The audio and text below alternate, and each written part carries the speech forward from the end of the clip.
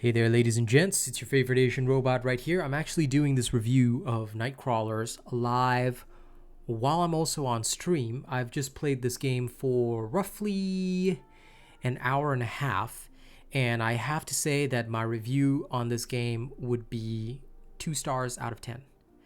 Why? Let me take you through it. First and foremost, the graphics are designed for kids, obviously. It is clearly designed as a kiddie adventure. One blow from the hammer is all you need. You cannot easily navigate and see your equipment. Not until I select one of these do I even see my equipment, yet the stats are very complex.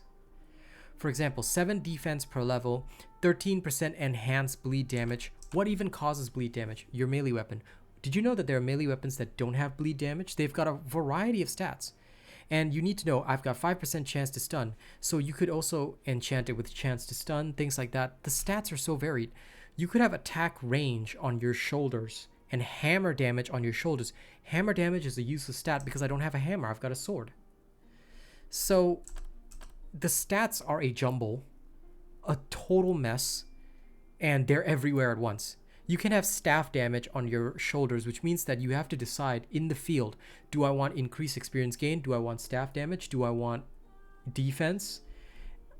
I have no idea what they were trying to do here, because it's like they tried to fuse an action RPG with a roguelite, and the whole thing is just no good.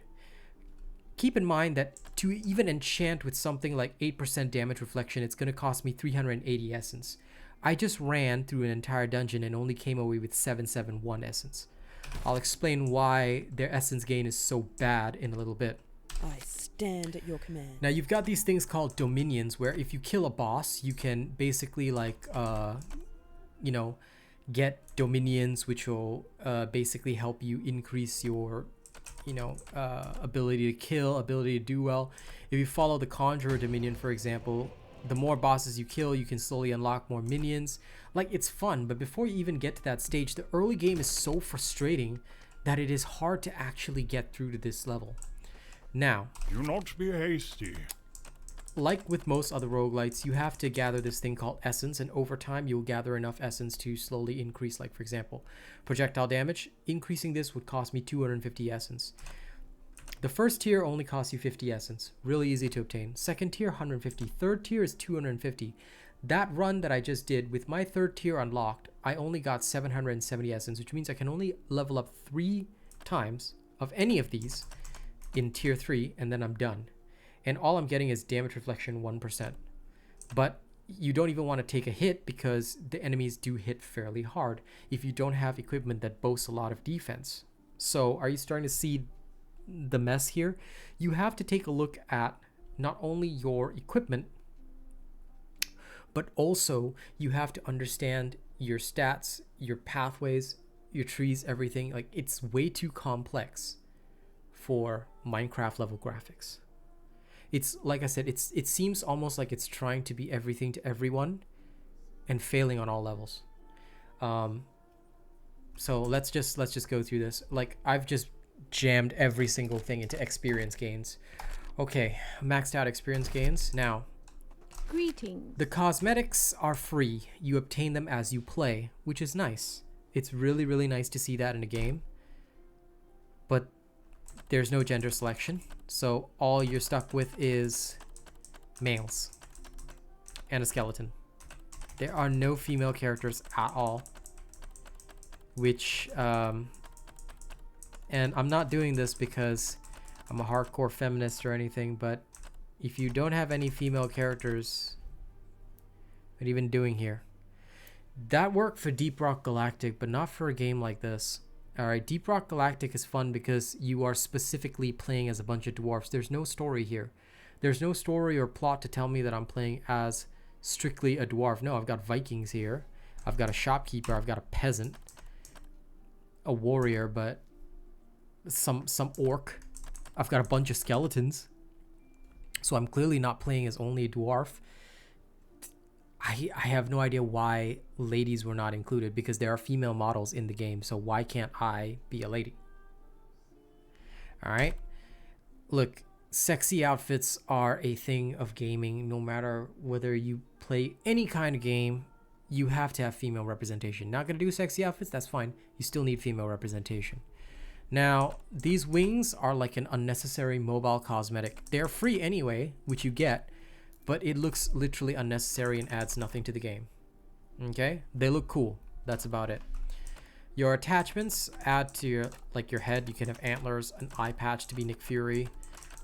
Again, all obtained for free, but adds nothing to your character. You have a variety of companions that literally just follow you around the dungeon and do nothing. And I guess you can change the background of Sanctuary as well, which is really nice. Also, Sanctuary, kind of a Diablo ripoff there. All right, that's it for my main issue here. The other gripe is that literally no mouse support, so you either have to play on a controller or keyboard only. Again, not a problem. I guess for the people that play on controller, it won't be an issue.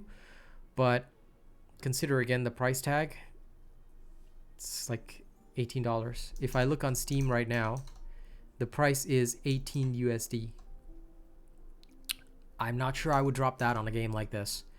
All right, now let's get into the meaty combat, right? Let's get into the nitty-gritty.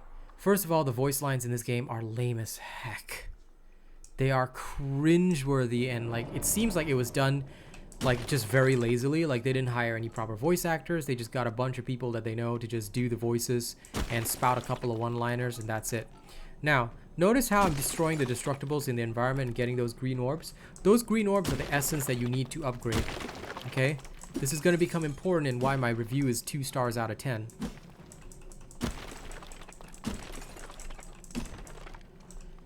Okay, so I just cleared the room of all the destructibles, right? Okay, I've got 69 essence. 69.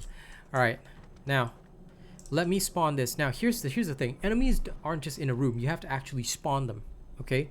So if you spawn them, you can spawn as many as you like, alright? Killing even one, like, because of my bonuses, is going to give me, like, huge damage, alright? So I slowly like go through this whole roguelike thing. I can fire my projectile twice, effectively doubling my damage, double my attack speed, get an orb. Like some of these are far better than others. But as you level up, notice your stats on the right hand side. Okay, just take a moment to notice the stats on the right hand side. There are so many stats to think about. Maximum life, life gained on kill, chance to heal. What does chance to heal even mean? Defense, damage, attack speed, and there's no way, because there's no mouse control, you cannot go in depth and get an explanation of any of the stats. What you see is just you have to extrapolate. Like this is not useful to anybody. Okay, even in Diablo they tell you, even if you hover over life, as silly as it sounds, you hover over the life bar, it says lose this and you're dead. All right, so this card system is great, but 25% increased maximum life, 5% enhanced defense. Do you know how useless this is at the start of the game? If this was later in the game where you have a larger pool of maximum life, okay, 25% of 868 is great. You have to do the math calculation yourself. 5% of 128 is literally 6 defense. I'm getting 6 defense for a gold card. Or is this bronze? I can't even tell. And 5% movement speed will just add to your movement speed bonus there. So like some bonuses are multiplicative based on the stat. Some bonuses are additive. All right, and you just have to figure this out as you go. Not exactly something that people think about when playing roguelites, because this is something that you would do if you were building effectively, like in, again, a game like Diablo, which is coming out very soon. So I am very confused because I have no clue why I've got a chance for deadly critical strike 1% and critical strike chance 0%. That probably comes from one of my equipment. But here's the fun fact, I can't even see my equipment no matter what I do. There's no way to see my equipment. So mid-run, you forget what you have. You have no way of remembering your equipment unless you have like Sherlock-like memory and can go through your equipment anytime, anywhere. This is another big problem. So let's take this one. All right, and okay, so all the equipment drops, right? Take a note, after all that fighting, I'm still at 69 essence. Do you want to know how you gain essence? You have to destroy things in the environment or hope for drops. If you get a glyph of wrath for enchanting, you can't even sell these. So you cannot get more essence that way. You have to read the stats. 2% enhanced damage over time. I don't even have anything that gives damage over time. Oh wait, poison damage. Does that count for damage over time? Because there's a separate stat that also enhances poison damage. There's a separate stat that enhances ignite damage. Why all these stats? Simplify things. when it comes to roguelike games, you have to be simple.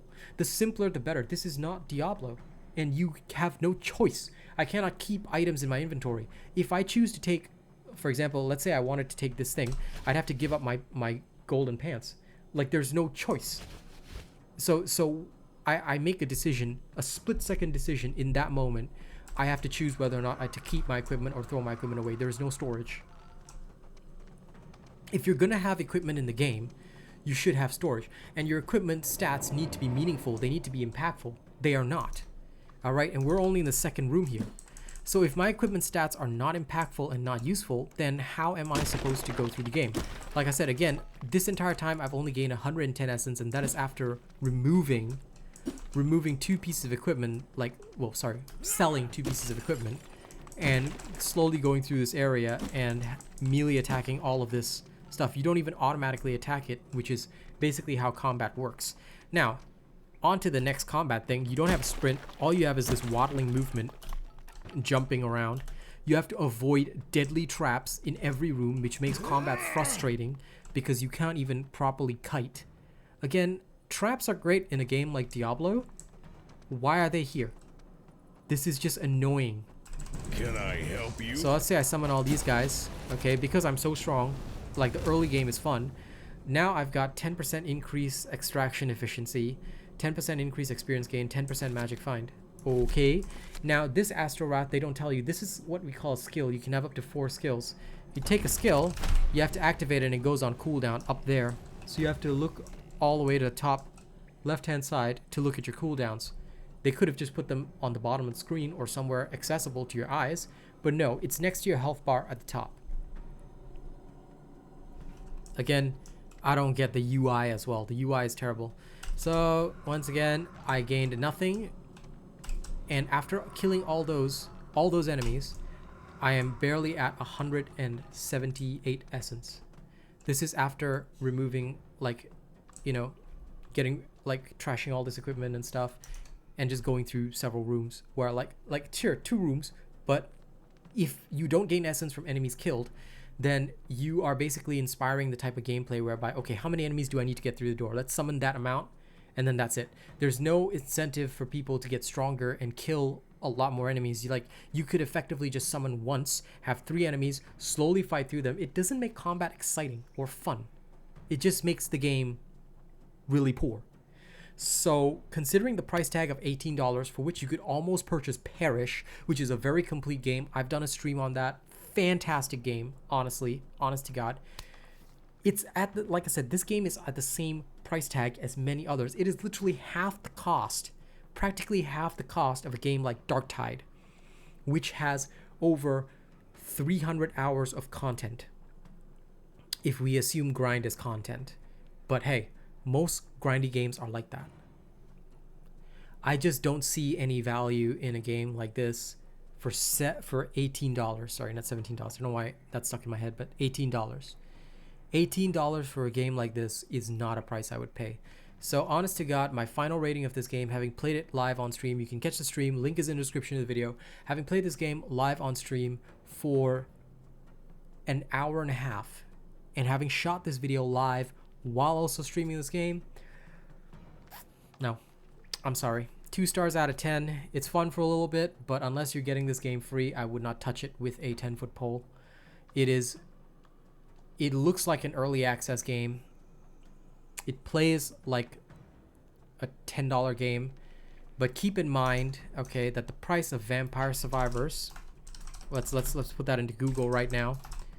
The price of Vampire Survivors is $5, and you'll get way more entertainment out of that than what you get here. So ladies and gents, I'm so sorry, but for night crawlers, it's an absolute no for me. Do not waste your time on this.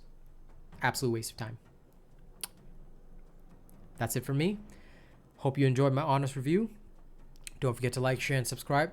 I tried to love this game, but there's just no way that I can. Okay? Like, share, subscribe if you want to see more of my content. Of course, I do love supporting indie devs, but this one's no go. Okay? See you on the next one.